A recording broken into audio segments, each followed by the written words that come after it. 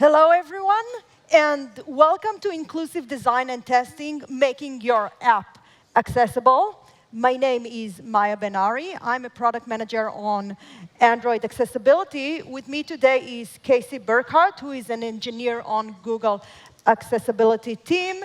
And we'll also have Michal, who runs applicable Google Tel Aviv program. Michal will be joining us by video. We are very excited to have you all in the session today, and thank you all for coming. Our agenda will start with a brief overview about accessibility. Then we'll tell you more about the applicable Google Tel Aviv program. We'll dive into inclusive design best practices, and we'll have a section about testing. So first, what is accessibility? Accessibility is about creating products that are usable by everyone. This includes also users with disabilities, such as vision impairment or motor impairments. But I'd like to rephrase this definition slightly differently. And I would say that accessibility is about challenging the assumptions we make about our users. For example, can the user see the device? Can he or she distinguish between color? Can the user touch the device? And can the user hear the sound that the device is producing and speak back to the device? Now, this is not a small number that we are talking about. 20% of the US population will have some sort of a disability during their lifetime. But this is not all. Challenging the assumption we make will benefit all users. As some of the technologies that were developed in the past, such as speech recognition and work prediction, started as technologies for users with accessibility needs. But this is not all. We are all users with accessibility needs sometime. This is called situational disability. For example, when we drive our car, we cannot look at our device. When we are in a noisy environment, we cannot listen to the sound that the device is producing, and we cannot speak back to the device. And when we carry heavy bags from the supermarket, we cannot use our hands to interact with the device. So we want to create an inclusive experience for all our users, regardless of what restriction they might have. Now, in the next section, we're going to tell you more about applicable Google Tel Aviv program. So what is applicable? Applicable is the program that helps startups to make their app more accessible. And applicable does so by inviting developers and startups to their campus to witness how blind and motor impaired users are using their apps. So this is a video that Michal Waltner from Google Tel Aviv just sent us. Let's move to the video. My name is Ilana Benish, and I am 38 years old. I born blind. I had many surgeries, and they have succeeded to improve my sight in one eye. Independency means access. Many of the technologies that are available today are not accessible. And that's why I came to Applicable. My name is Michal. I'm the program manager of Campus Tel Aviv, which is a Google space that is dedicated to entrepreneurs and startups, meaning helping the local ecosystem to create amazing startups. I started thinking, how is it possible that this huge market is not being addressed? Because if they knew that with some easy steps, they can actually make their app accessible to this huge market, I was sure that they're bound to do something about this. So this is how the idea of this program of Applicable started. My name is Ariel Kedem. I'm a mobile product manager at Fiverr. Fiverr is a marketplace for creative professionals. We're helping people productize and make money from their talent. Fiverr is trying to change how people work and allowing people with disabilities to work with Fiverr is something big. So we started with visually impaired and blind people. Each table had a startup, mentors from the design world, from the product world, and developers sat together with a person with visual impairment and a person who's blind to see how he's actually using his own app. My name is Jonathan, Android developer and evangelist in Get. Get is a leading platform for on-demand services, like Get Taxi, or Get Pizza, or even Get a Doctor. And remember at the beginning, there was a woman who said, you're from Get? I'm not talking with you. Like, you're make my life awful. When you make this difference for them, first of all, you feel proud. Because like, you really help someone. One of the really small changes that we did that has huge impact was that we have, when you open the app, you have marketing pop-up right straight on the screen, and it doesn't have any label. So for the blind people, it was like home. We're showing a regular map with the address and order taxi button. And it wasn't aware that they're actually the marketing pop-up and they can't click on anything or using the talkback. And by just verifying that if your the talkback is a turn off, not showing this pop-up, is like huge difference, because now these people are able to order a taxi instead of constantly clicking on the marketing pop-up and not understanding why I can't order a taxi.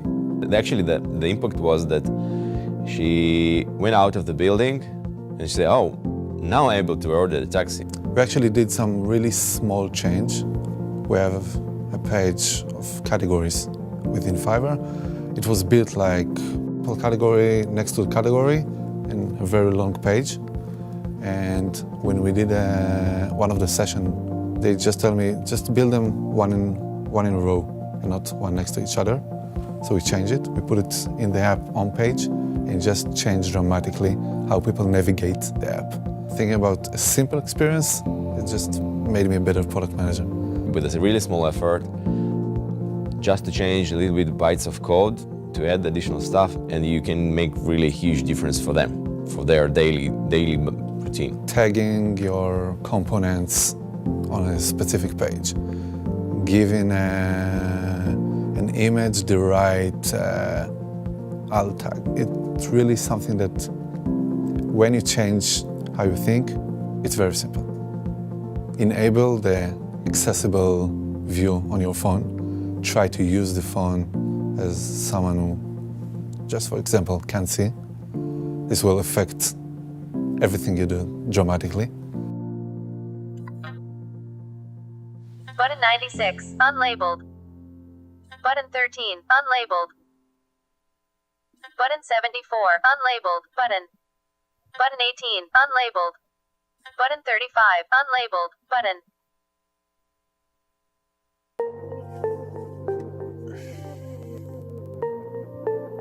How was it? Disaster. Really disaster. So after about half a year that we dealt with visual impairment and blindness, we went to the second stage of the program and addressed people with motor disabilities. So again, we opened testing labs. We brought the mentors, we brought people with disabilities, we brought startups, and we realized that this is definitely something that is so needed. Take your phone in one hand and start to running and try to send a message during the running. You will have a lot of mistakes and you need to erase and retype. And this is my life when I'm using apps. I'm hard. I'm 39 years old. I'm working in Get as a senior QA engineer.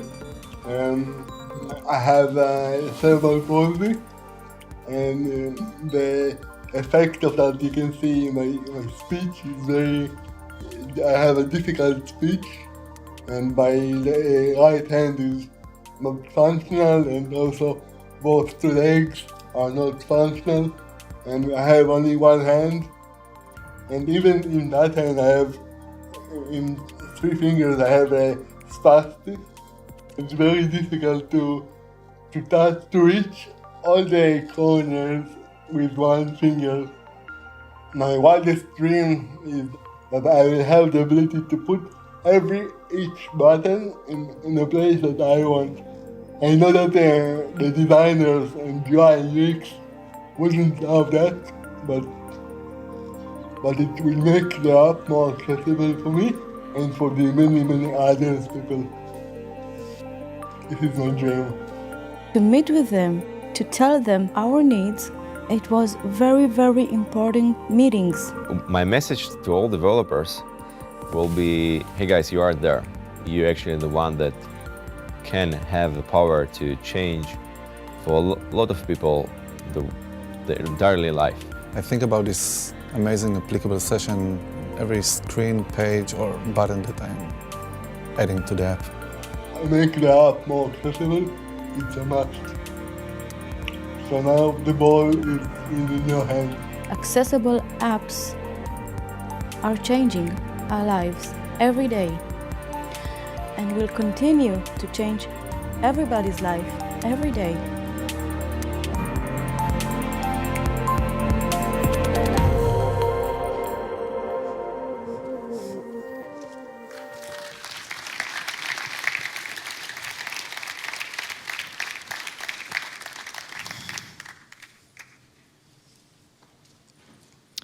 So I'd like to thank Michal from Campus Google Tel Aviv applicable program for sending us this wonderful video. From the video, we saw that sometimes small changes may have big impact on people's lives. For example, as Jonathan from Get, Jonathan is here, by the way, just adding labeling to the app that was previously not accessible made a huge difference. And finally, and then like suddenly, a user who couldn't use the app could now order a cab. So in the next section, we're going to get into specific suggestion on how to create a more inclusive experience for all users.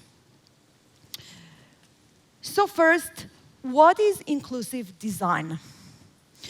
Every product decision that we make in our app may include or exclude certain type of users. So what we want is to take into this consideration those people with a different need and to design our app which is reachable and accessible to the different users. That all sounds good, but how do we do that? So the first thing that you need to do is to be familiar and try the different accessibility services. This is what applicable program is doing, is you want to understand the experience of different users with different needs. So first, what is an accessibility service? An accessibility service is a long-running privilege service that can do one of two things. One, it changes the way the user interacts with the design, we interact with the device, or second, it changes the way that the content is represented to the users. Now, today we have 4 different accessibility services available on the platform. The first one is TalkBack. TalkBack is targeted for blind and a visual impaired user, and it's basically a screen reader that the user can interact with user using gesture, and the content is represented through text-to-speech. Now, let's take a look at that one. Let's switch to the demo. So now I'm inside of Android settings in accessibility, and I can go into TalkBack and turn TalkBack on. TalkBack on. I'll go to Home button. screen. Home screen 1 of 1. Home screen 1 of 1. So with TalkBack, the user has 2 ways to interact with the device. The first one is called linear navigation. So basically, for whatever icon or element that currently has focus, the user can use swipe gesture to move between elements. Phone. For example, Messenger. Apps. now, when the user wants to activate a specific element, he can basically double tap anywhere on the screen, and the element that currently has focus will open up. Apps. Clock. So this is linear navigation. The second way for a user to interact is called Explore by Touch. In this case, the user will put one finger down, and then he can navigate across the screen, and every element that gains focus, TalkBack will read out loud. Let's take a look.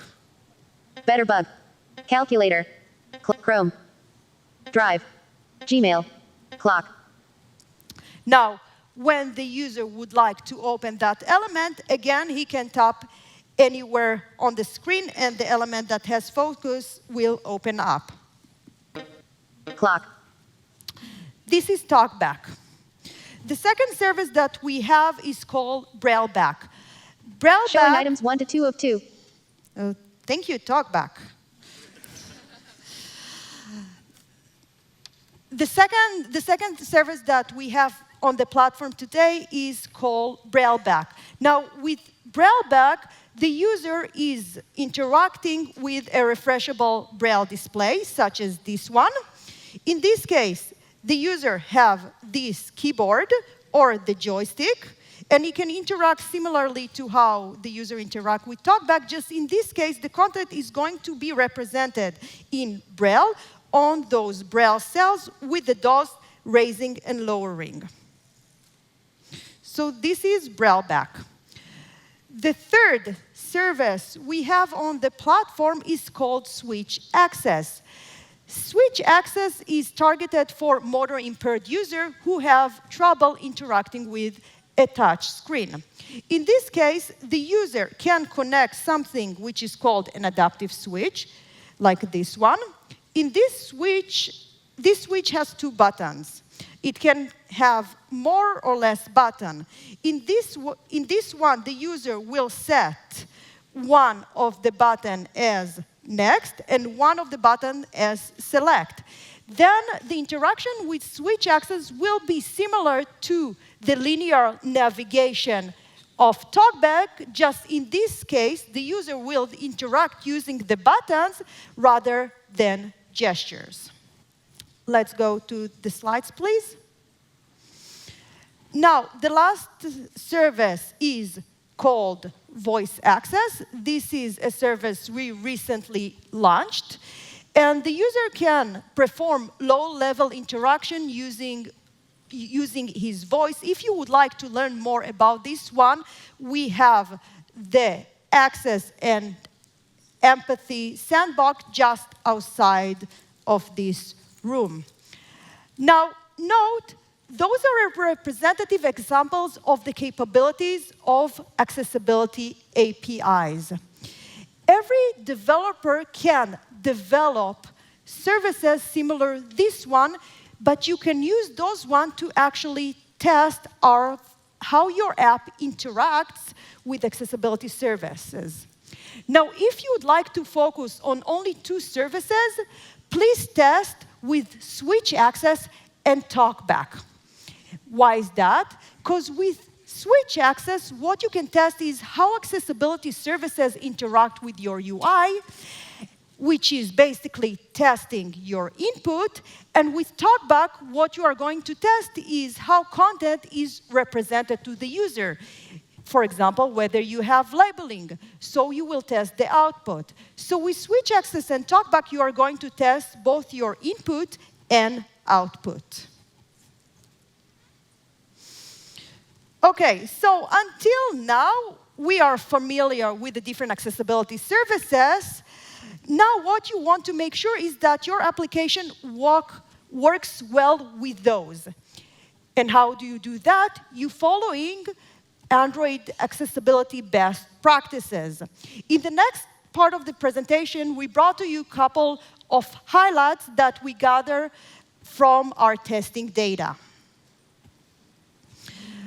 So these are our top 4 common suggestions based on testing data of how to improve app accessibility. We have content labeling, touch target size, contrast, and view attributes. Now note, this is not a comprehensive list, but these are small changes that you can do in your app that may have a significant input, a significant impact. The first one is content labeling. Why do we need that? This is for visually impaired or blind users who rely on screen reader to understand what's going on. Specifically, screen readers need content description to understand UI elements without visible text. This is what we saw in the applicable video. Button 86, unlabeled. Button 99, unlabeled. So what you want is to use content description in your XML layout to describe the elements. For editable UI element, our recommendation is slightly different. In this case, use Android Hint or Android Label 4 for anything which is editable. Now, the next big question is, how do I write my content labeling? And our most important recommendation is make sure your labeling makes sense. So these are a couple of do or don't read regarding to labeling. For example, if you have an account switcher, how you should describe the content, switch to a Gmail, some kind of a demo account at gmail.com. What you don't want to do is to add a content labeling such as account switcher, switch to account mydemo@gmail.com. So please be succinct with your content labeling while describing enough context. The next one is if you have a close button, what you want to provide is a labeling such as close. You don't want to provide the labeling for a close button because in that case, the screen reader might read it as a close button button. So please don't include the type or the state of the UI element. Now, the last one, my last example, if you have a pencil on top of an image button, use content labeling such as edit and not pencil. So please describe the action and not the image. Now, our second recommendation is about increasing touch target size. This will allow users with mobility impairments to interact with actionable UI elements. So what we'd like you to do is to make your touch target size big enough. What is big enough? We recommend using touchable items larger than 48 by 48 dp. Now, it doesn't mean that the whole image needs to be 48 by 48, as you can see here with the magnification glass. In that one, the image is only 24 by 24. But we want that the touch area which responds to user input will be bigger than 48 by 48. Now, you can extend the touchable bounds beyond the view size using touch delegate. So for the next example, and to talk about contrast, I'd like to invite Casey onto the stage.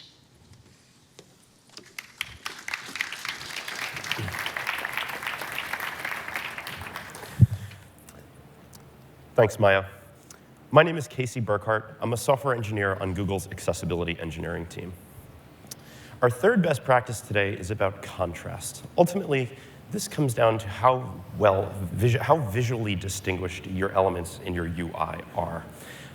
This comes down to the colors we choose to represent content in our UI.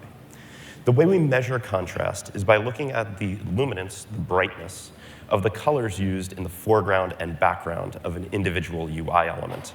Having a high level of contrast in our apps is important for users with visual impairments, but also for people with light sensitivity, like myself. And we want to ensure that we meet a minimum level of contrast between the colors we choose for the foreground and the background of our content. Now, there are a bunch of tools online that will allow you to plug in your color values and obtain what we call a contrast ratio. This is simply a ratio of the luminance of the foreground to background. There are a number of tools online that can be really helpful to go and identify these, and we'll actually see one in just a bit. So specifically, what do we recommend? For any use of images or iconography in your application, we recommend a contrast ratio of 4.5 to 1, meaning either the foreground or the background is going to be 4.5 times brighter than the other. For text content, our recommendation varies based on the size of text. If your text is large, that's 18 scale pixels or larger, we recommend a ratio of 3 to 1. For text any smaller than that, we recommend the 4.5 to 1 ratio. And on this slide, we can actually see a few examples of primary color combinations and how they stack up in terms of contrast ratios. So as we can see, white and yellow on black and white and yellow on blue both meet the 4.5 ratio. But note that white or yellow on red should only be used in combination with large text. We also see a few examples of color combinations that don't work well, such as blue on black, red on blue, or white on yellow. These shouldn't be used in combination with one another. Our fourth and final best practice for accessibility inclusive design is all around how your application represents its views within the view hierarchy. Android's accessibility services will use view attributes to determine how to represent and navigate content within your app. Here we have an example of a very simple demo application with 2 buttons. We're going to use switch access as an example to see how the application is interacted with the accessibility service. So in this case, the layout is very simple for button 1. It's simply a standard Android button within a linear layout. It is clickable by default. So let's see how switch access interacts with this widget when we try to click it. Let's roll the clip. So switch access focus is going to move to the first button. We'll hit select, and we see a little snack bar at the bottom indicating that the button's been clicked. This is the exact behavior we're looking for. It's simple and works as expected. Now we'll complicate the example a little bit for button 2. In this case, we'll add an additional linear layout, and we'll mark it as Android clickable equals true. Now, this represents that we have 2 clickable things in our hierarchy, the button and its parent linear layout. This can actually create some confusion and difficulty when using this application with switch access. Let's try it and roll the clip. So we're going to move focus to button 2. We're going to hit select. We're actually presented with a menu where the user has to choose. Do they want to select the higher level clickable item or the lower level clickable item? And this is confusing because the user doesn't need to know the details about our application's view hierarchy. So we force the user to memorize that they need to click 1 or 2 within a particular application. This is rather confusing, but we can luckily fix this pretty easily. So the right fix here is, since this linear layout is not actually clickable, we'll remove the clickable attribute. Alternatively, since this layout really isn't used for anything else, we can just remove the layout entirely. View attributes can also affect how screen readers navigate content and present content to users within your application. Here we have an example of a receipt. We have information in this UI that is associated. We have a subtotal, tax, and a grand total that has a key value relationship with other views on the screen. Since these values are associated, what we really want is this information to be spoken as one logical unit by the screen reader. As you can see in this example, we just have a single relative layout with 2 standard text views. Nothing is defined as focusable. So each of these text views is going to be focused and spoken independently by a screen reader. And this has the potential to create a confusing experience because the screen reader user may not be able to associate this information linearly. So what do we do instead? Luckily, the fix here is pretty simple. Anytime we have a layout that groups associated information, we simply set Android focusable equals to true. And we will see now that the screen reader focuses that content and speaks it as one logical unit, which is the behavior we want here. So we've seen a number of examples of accessibility best practices, what to do and what not to do. But there's a lot more than just these four. You may find that throughout your development process, you run into unique accessibility challenges.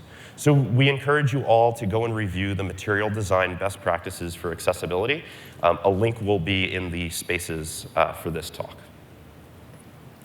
So now that we know about Android's accessibility services, how to use them, and we know about Android's accessibility best practices, let's talk about applying them and integrating this testing for these best practices into our development process. And with that, let's talk about testing. Our recommended approach to testing for accessibility is manual testing. As you've seen in the applicable video, engineers at startups are learning exactly how users with accessibility needs are using their apps through one-on-one interaction. This is a great example of how to do manual testing. It is the most reliable way to find the user experience pain points within our apps. So we recommend that you go and learn about each of Android's accessibility services and try them out in your app. Now, there are some challenges with this. It takes a lot of time to actually go through an app with each of these services, and scaling this across multiple applications can be a rather large endeavor. Understanding the user experience takes a lot of time, at least understanding what is expected of each of these accessibility services. Also, just eyeballing an application, looking at it, it's sometimes difficult to assess some aspects of accessibility. It's difficult to sometimes say, oh yes, the contrast is too low here, or this touch target is slightly below the guideline. So what we wanted to do was build a set of tools that could make these tasks easier for development teams. So we've created the Android Accessibility Testing Framework. And this is a Java Android library that is intended to look at Android UI constructs and make assessments for accessibility. We'll make recommendations for things you can improve in your application's UI to make things a little more accessible to people who need it. So this framework is integrated with a number of other testing tools that we're going to discuss now. The first is Espresso. It's a UI testing framework for Android. And we've integrated with Espresso and another framework, Roboelectric, for unit testing, in a way that allows you to use your existing tests to leverage coverage for accessibility. So how does this work? We have one class. It's called Accessibility Checks. And it's used between Espresso and Roboelectric to enable accessibility testing functionality in your current tests. So in Espresso, I simply call accessibilitychecks.enable within my test class's setup method. And in Roboelectric, I simply annotate my test class with accessibility checks.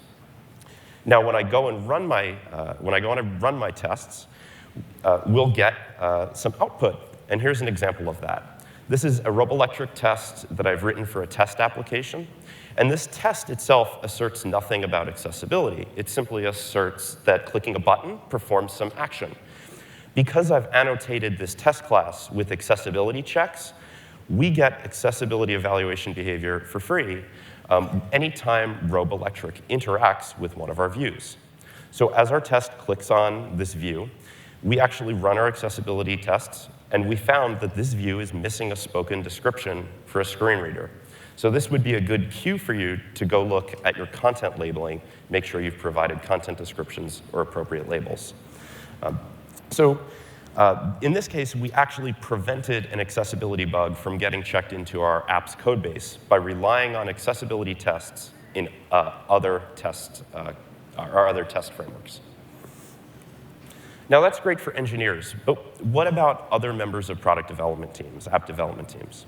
Well, we wanted to build a tool that leveraged the power of Android's accessibility test framework for other project contributors, too. So Google's recently shipped Accessibility Scanner at the end of March. It's a tool for all members of product development teams, technical or non-technical alike. It allows for quick, on-device, real-time evaluations of accessibility and will present suggestions for improving accessibility within your app very quickly and easily. Let's actually take a look at how Accessibility Scanner works in practice. Let's switch to the demo. OK, so here I have a device with Accessibility Scanner installed and enabled. There's a floating action button that appears on top of every UI. And I'll open up a test application that we created, which intentionally introduced some accessibility issues. To run an evaluation, I'll simply tap on the scanner button. And in just a few seconds, we'll see an overlay showing us which areas of our UI may need some work. Let's take a look at a few suggestions here. So it looks like this item is missing a description for a screen reader. We should go back and look at the content description we may have missed here. It looks like we have a small touch target here. We can even get the specifics about the current size. And it looks like we may have some low contrast text. It looks like we only have a contrast ratio of 1.9 here. So we'll want to fix that. Accessibility Scanner makes it easy to look at all the issues within your application's UI and even take those issues and share them with my development team. Now we can go and get these bugs fixed. We get a simple report with a screenshot, and we can send that off. Now that we can go and fix our issues, let's see how Accessibility Scanner performs on a UI where we've taken its suggestions into account. Looks like we're in good shape. That's Accessibility Scanner. Thanks.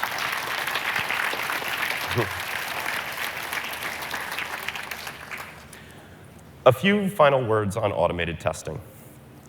Think of these automated testing tools as a way to get first-pass evaluations of your apps for accessibility.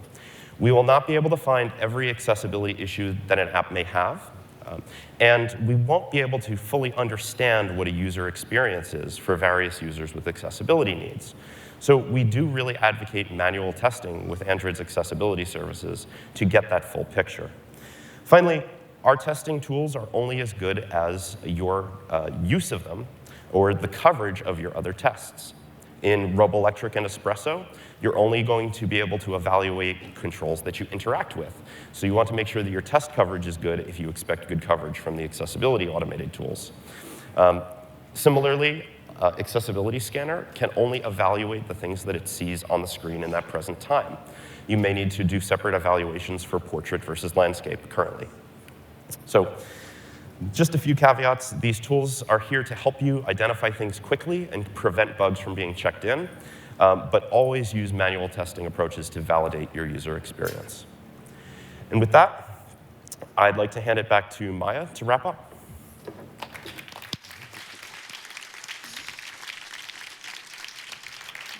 Thank you, Casey, for the lovely demo. So you saw today inclusive design can create a better experience for everyone. And we recommend following these three first. First, get familiar with the experience for users with accessibility needs by trying out accessibility services. Specifically, please try out TalkBack and Switch Access. Second, follow accessibility best practices. In the next slide, we're going to present a couple of links. We'll also share those links on these talk spaces. And finally, develop and test with accessibility in mind. And we provided today some tools such as Android testing framework with Roboelectric and Espresso and accessibility scanner to try those out. Now, final word, the sooner you consider accessibility users, their needs, the better you can address those needs and design a better experience in your app to include all types of users. So these are a few links. This is what's next.